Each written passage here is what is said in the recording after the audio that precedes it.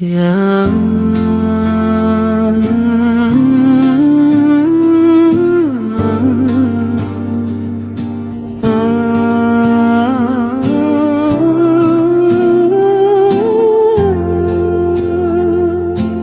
Bonsoir tout le monde, vous êtes sur le débat éducation 224. Merci de nous joindre et bienvenue.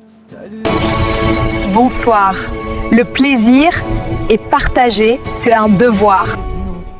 J'ai été franchement ravie que tu m'aies invitée sur ce débat qui parle de l'éducation. Je sais que tu fais déjà du bon boulot avec Cinéma 224 Prod, c'est une bonne initiative et suis une grande fan. Honnêtement, je suis aussi un grand fan.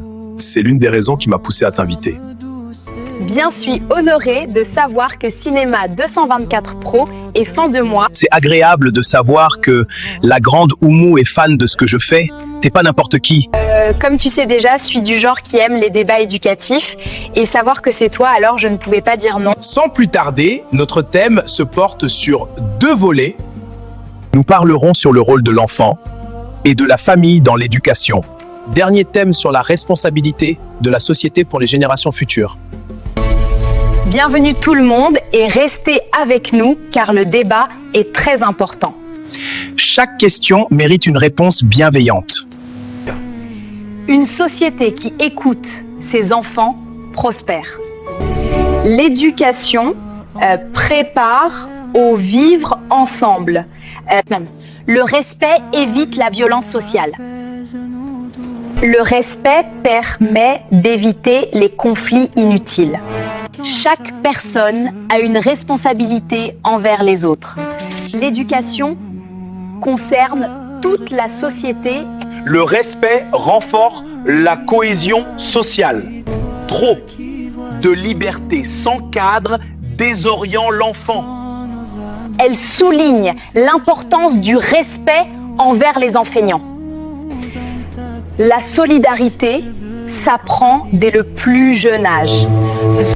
Chaque enfant a le droit de rêver grand. Les petites actions d'aujourd'hui font la société de demain. La discipline positive guide sans briser.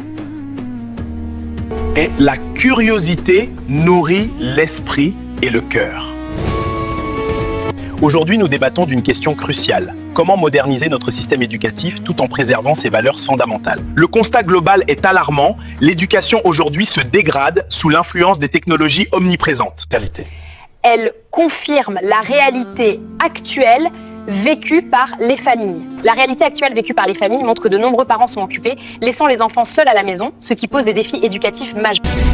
On parle souvent de terre de repère dans notre système éducatif. Le rôle des parents est affaibli avec les distractions modernes et le manque de temps pour des interactions significatives. L'influence des réseaux sociaux est indéniable, mais il ne faut pas en dramatiser les effets. Ils offrent aussi des opportunités d'apprentissage et de connexion.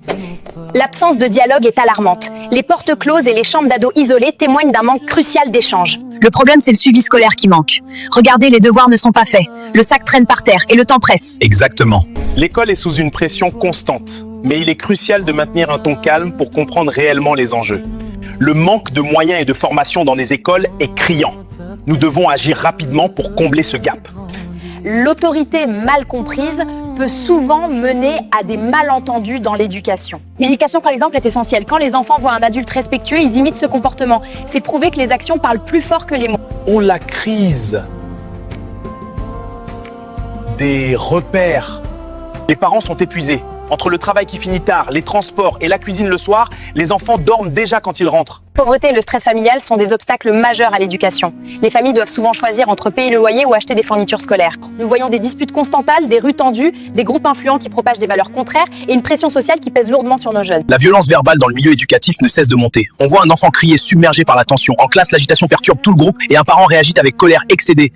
Il faut des solutions pour inverser cette tendance. Le manque de lecture et de concentration est un problème croissant. Les enfants sont souvent distraits par les écrans et ne passent pas assez de temps avec les livres. Le respect des enseignants est crucial pour un environnement d'apprentissage sain. Il faut une cohérence entre la maison et l'école. Les conséquences sont visibles. L'échec scolaire, le décrochage augmente, les classes se vident, on voit des sacs abandonnés, des élèves dans la rue. Cette crise de discipline dans nos écoles, où les enseignants sont dépassés par des comportements de plus en plus difficiles à gérer. La santé mentale des élèves est un sujet crucial. La pression académique peut avoir des effets néfastes sur leur bien-être.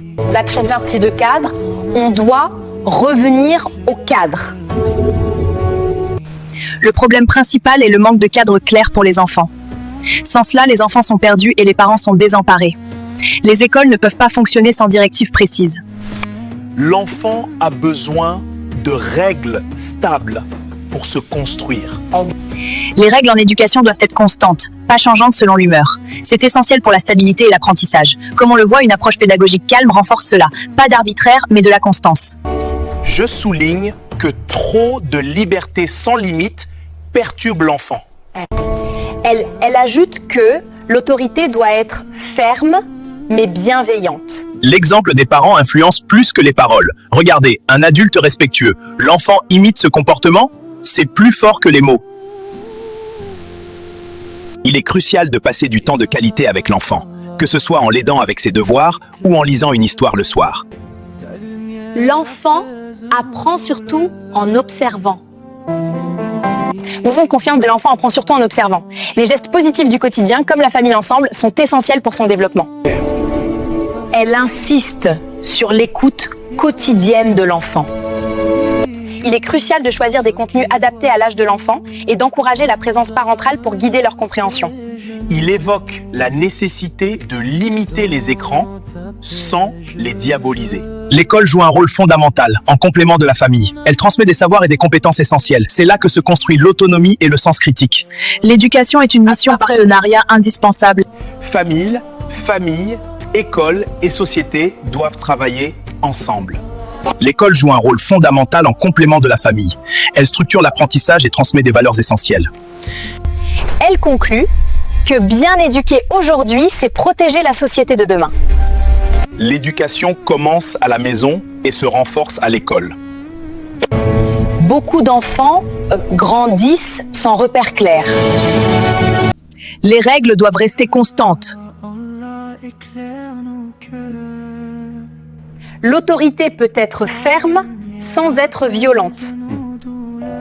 L'exemple éduque plus que les paroles. Les règles claires rassurent l'enfant. L'enfant imite surtout l'adulte. Bien éduqué aujourd'hui évite des problèmes demain. L'enfant éduqué devient un citoyen. La société reflète notre manière d'éduquer. Vivre ensemble. Vivre ensemble implique des droits et des devoirs. Vivre ensemble commence par le respect de l'autre. Absolument, c'est la base. Exactement. Et l'éducation joue un rôle clé. Oui, pour les jeunes générations. D'où l'importance de ce débat. Chaque citoyen a des droits à faire respecter. Les droits existants avec des devoirs. Respecter les règles protège tout le monde. Le civisme rend la vie plus simple. La liberté s'arrête là où commence celle des autres. Chacun est responsable de ses actes. Responsabilité. La responsabilité commence par le comportement quotidien. L'enseigne. Le respect se montre par les actes. Une société équilibrée repose sur la discipline. Les enfants apprennent la société à la maison. Une société responsable protège les générations futures. Une société responsable protège les générations futures.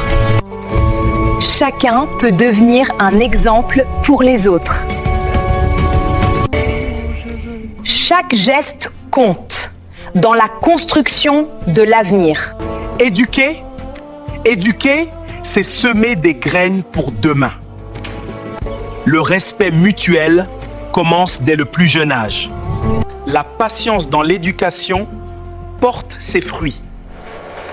L'éducation façonne les leaders de demain. Écouter un enfant, c'est respecter son monde intérieur. L'encouragement transforme l'effort en réussite.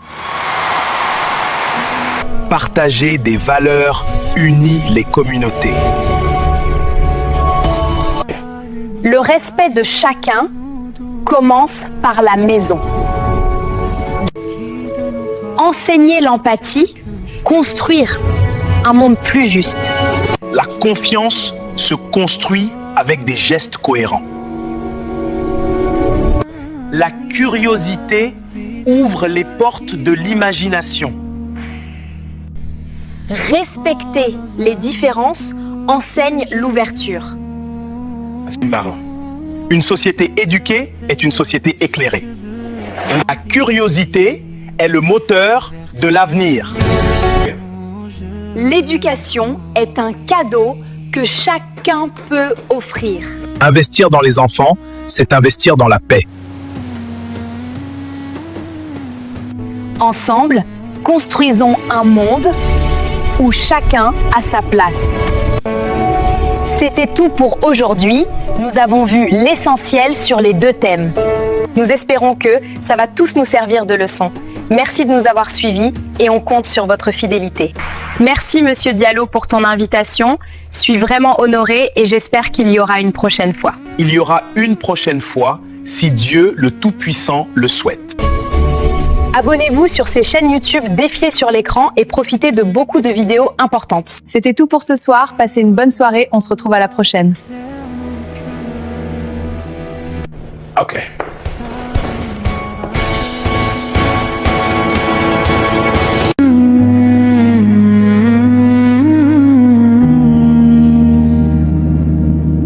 Ya Allah, éclaire nos cœurs.